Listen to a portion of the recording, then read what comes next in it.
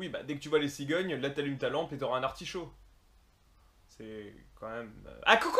Je suis super heureux de vous retrouver pour ce 45e épisode de Fasciné, et comme à l'accoutumée, je vais tâcher de vous présenter un top 3 décrescendo des supposés meilleurs films qui s'inviteront mercredi prochain dans vos salles. Donc le 25 novembre. Au programme d'aujourd'hui, Pixar sur les traces de Spielberg, Johnny Depp plus grimé que Jack Sparrow et un film malichéen, céréales, vin blanc et crustacés. Bienvenue dans Fasciné.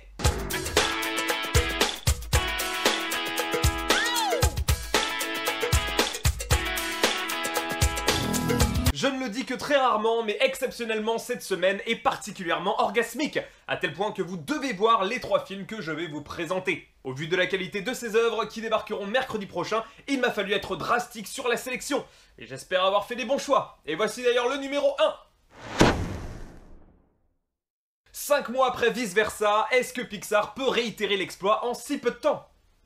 Réponse: réalisé par Peterson, dont ce n'est que le premier long métrage, Le Voyage d'Arlo ou The Good Dinosaur Outre-Atlantique est officiellement le 16e film Disney Pixar à rejoindre la collection et précède Le Monde de Dory qui verra le jour l'année prochaine.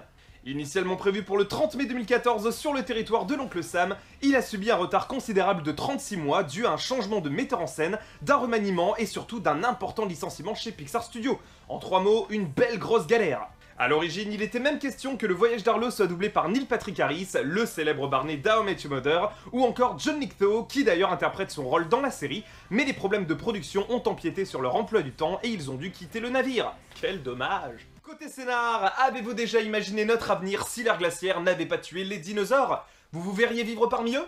Eh bien en tout cas, Pixar a eu l'audace de pouvoir répondre à cette question, et avec de tout nouveaux personnages haute en couleurs. Vous suivrez ainsi les aventures de Spot, un vaillant petit bonhomme qui fera la rencontre d'un apatosaure aussi timide que maladroit, et qui se prénomme Arlo.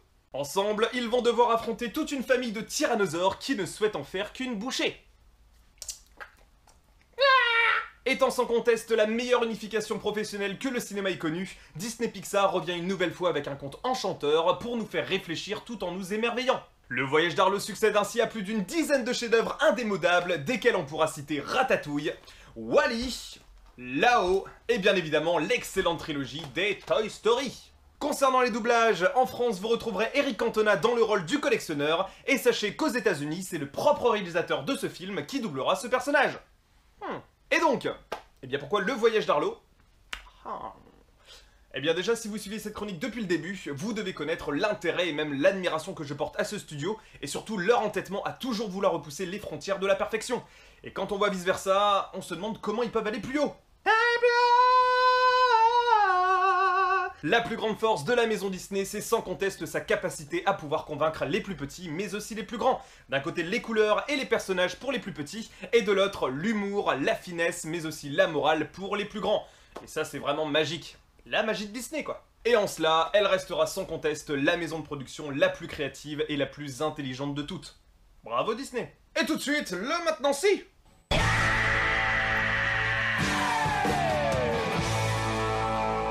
Saviez-vous que Le Voyage d'Arlo possède déjà son propre record, puisqu'il s'agit du film d'animation qui comprend le plus de plans mettant en scène de l'eau. Rien que pour la scène de la rivière, il y en a déjà 125. Vous le savez pas, hein? Eh bien maintenant si.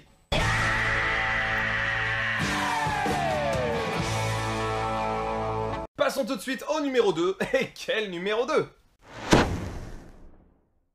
Johnny Depp en gangster implacable. L'idée ne sonne déjà pas comme un coup de génie? Image! Ouvertement inspiré du roman Black Mass, écrit par Dick Lair et Gerard O'Neill, Strictly Criminal sera réalisé par Scott Cooper, connu pour nous avoir offert Les Brasiers de la Colère avec Christian Bale et Woody Harrelson il y a 2 ans. Produit avec un budget de 55 millions de $, ce qui est 2 fois plus important que son aîné, ce film est un thriller policier qui a été présenté en avant-première à la 72e édition de la Mostra de Venise en tant que film hors compétition.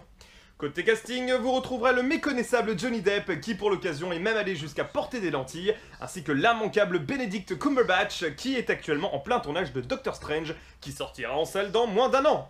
Vivement. Côté synopsis, nous sommes à South Boston dans le Massachusetts et nous suivons le caïd irlandais James Bulger. Il est très vite convaincu de travailler en étroite collaboration avec l'agence fédérale américaine afin d'éradiquer la mafia italienne qui s'étend délibérément. Vous découvrirez alors cette histoire vraie hors du commun qui nous conte les sombres exploits d'un des criminels les plus dangereux que les États-Unis aient connus. Alors, quand on fait un film sur le grand banditisme, et qui plus est appartient véritablement à l'histoire, il faut pas s'attendre à recevoir des éloges de toutes parts. L'équipe du film a reçu de nombreuses plaintes de la part de familles victimes de la cruauté du véritable James Bulger, et reproche au film de rendre son image un peu trop iconique.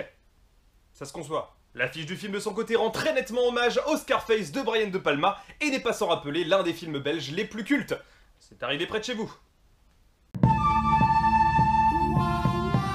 Et donc, eh bien pourquoi Strictly Criminal? Eh bien d'une part, parce que Scorsese me manque. Ça faisait un petit bout de temps qu'un bon film sur la mafia n'avait pas débarqué sur nos écrans, et j'avoue être particulièrement friand de ce genre d'univers et surtout de l'ambiance qui en émane. C'est QFD. Le film promet d'être implacable et s'annonce déjà comme un véritable coup de poing cinématographique. Et espérons qu'il en soit à ce niveau-là. Et pourquoi pas au niveau du film culte. Ce serait cool. Et tout de suite, le maintenant si.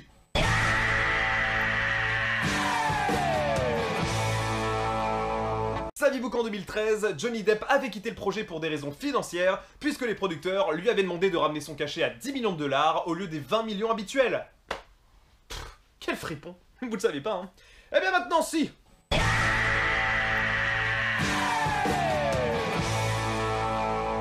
Et passons sans plus attendre au troisième et dernier film de la semaine.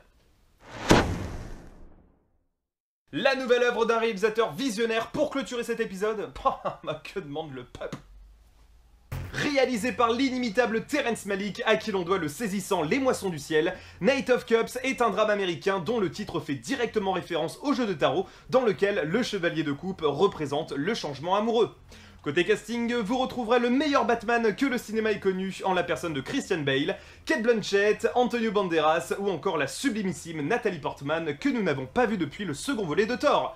Et ouais, ça faisait un petit bout de temps, quand même. Côté scénario, nous sommes à notre époque, dans un Los Angeles plus borderline que jamais, dans lequel se mêle toute espèce d'excès dévastateur. Nous suivons Rick, un angelin vivant à Santa Monica qui mange, boit et se drogue grâce aux comédies qu'il écrit au nom de l'entertainment. Sauf que lorsque son métabolisme et sa conscience lui crient stop, eh bien il décide de changer de vie. Radicalement. Alors, les critiques visant à juger le travail de Terrence Malick n'ont jamais été dithyrambiques.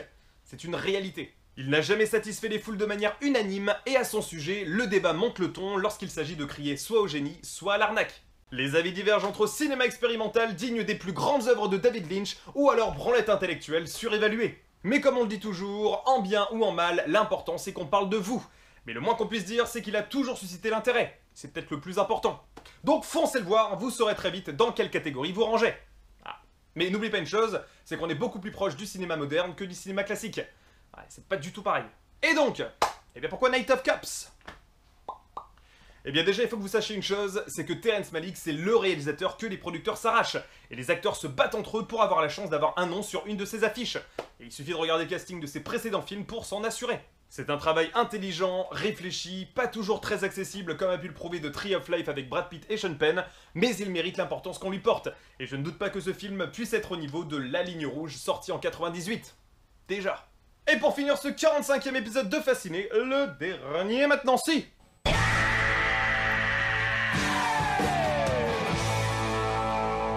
Saviez-vous que Knight of Cups possède cette caractéristique absolument folle de n'avoir aucun script? Voilà. D'ailleurs, Christian Bale n'avait aucune ligne de texte à réviser avant de faire son entrée sur le plateau. On lui a simplement expliqué 2-3 trucs sur son personnage, et puis après, bah, clap de début. Vous le saviez pas, hein? Eh bien maintenant, si.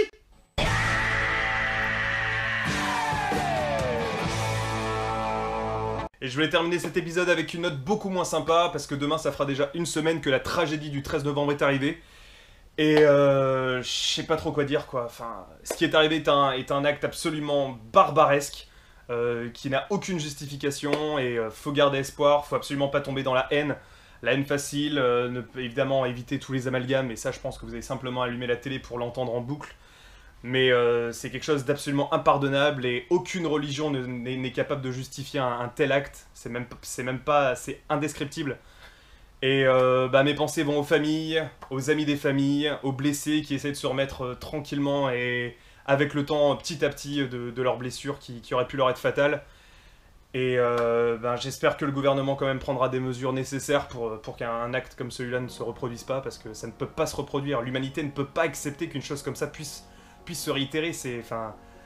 Il y avait déjà, je crois que c'était le 7 janvier, les attentats de Charlie Hebdo, c'est juste inhumain, surtout au nom du divertissement, quoi. Les personnes étaient allées voir un concert, surtout pour le coup un concert de rock, quoi. Et un concert de rock, il y en a qui buvaient un café en terrasse, on a l'impression que ils avaient envie d'éradiquer tout ce qui apporte un petit peu de bonheur aux gens, quoi. Juste le divertissement, le vendredi soir, début de week-end, juste se désaltérer avec des potes, discuter autour d'un café, aller voir un concert, c'est juste absolument inhumain, donc comme je l'ai dit, toutes mes pensées vont aux victimes et aux personnes qui se rétablissent petit à petit de ce drame qui j'espère ne se reproduira plus jamais.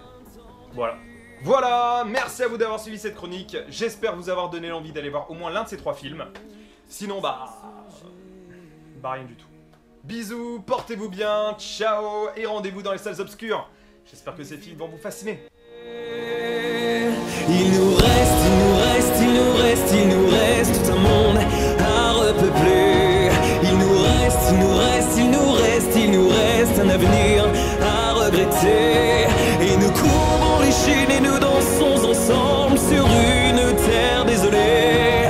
Nous nous mettons en transe de nos regards brûlants, prêts à troquer ce qu'on est.